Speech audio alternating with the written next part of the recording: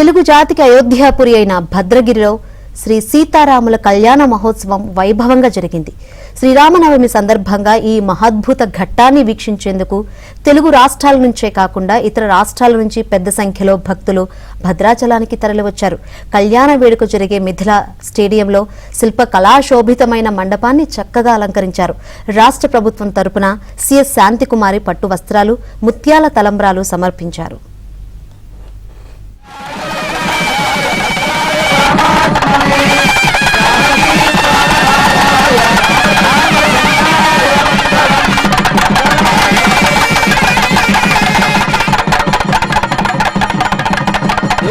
రామచంద్ర భగవానికి జై. కానీ భద్రాచలంలో శ్రీరామనవమి నాడు కళ్యాణం చేసేటువంటి సంప్రదాయం ఏర్పడింది. దానికి కారణం యస్యావతార సమయే తస్య కళ్యాణమాచరేత్ అని పాంచరాత్రాగమంలోని పురుషోత్తమ సంహిత వచనం.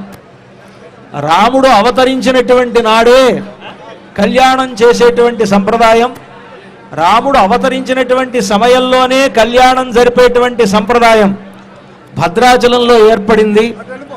భద్రాచలాన్ని బట్టి అన్ని చోట్లలోనూ ఈనాడు శ్రీరామనవమి నాడు కళ్యాణం జరుగుతూ ఉన్నదంటే అది భద్రాచలాన్ని ఆదర్శంగా తీసుకొని అన్ని చోట్ల కళ్యాణోత్సవాలు జరుగుతూ ఉన్నాయి.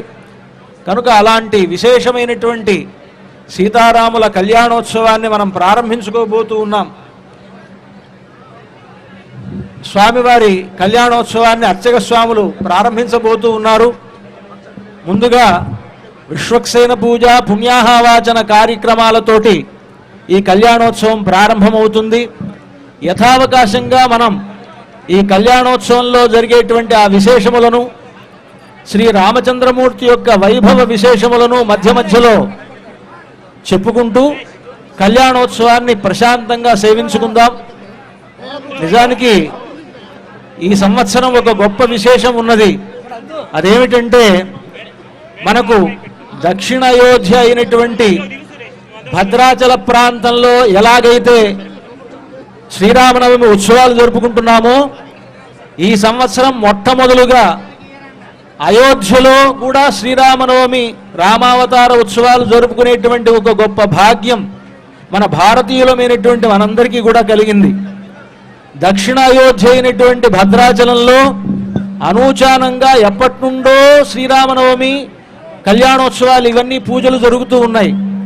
నూతనంగా మనం జనవరి మాసంలో అయోధ్యలో ఒక రామ మందిర ప్రతిష్ఠ జరుపుకున్నాం. ఈ సంవత్సరం మొట్టమొదలుగా అక్కడ కూడా శ్రీరామనవమి జరగడం అనేటువంటిది మన అందరి భాగ్య విశేషం. కనుక అలాగా అటు అయోధ్యలోనూ ఇటు దక్షిణ అయోధ్యలోనూ శ్రీరామనవమి, శ్రీరామచంద్రమూర్తి యొక్క అవతారోత్సవములు జరుపుకోవడం అనేటువంటిది మన భాగ్య విశేషం.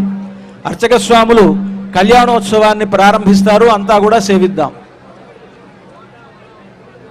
శ్రీభద్రాచల దివ్యధామ నిరతం పద్మ